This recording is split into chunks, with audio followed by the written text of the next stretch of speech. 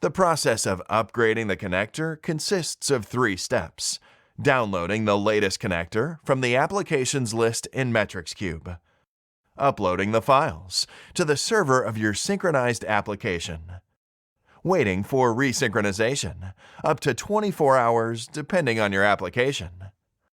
In order to download the latest version of the connector, please log in to MetricsCube and proceed to Settings, and next to the My Applications section. Here you can see a list of your applications.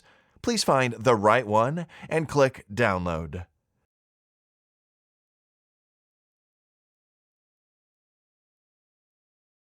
Now, please extract the files from the zip file. Then, simply log in to FTP or SFTP and upload all the files to your main WHMCS directory.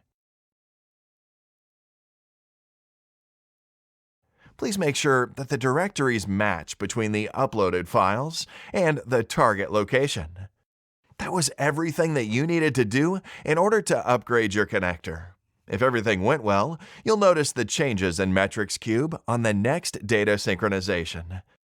It may last up to 24 hours for all the reports on the MetricsCube system. To ensure that everything went right, you may also access the module page in your WHMCS. Go to Add-ons and MetricsCube Connector.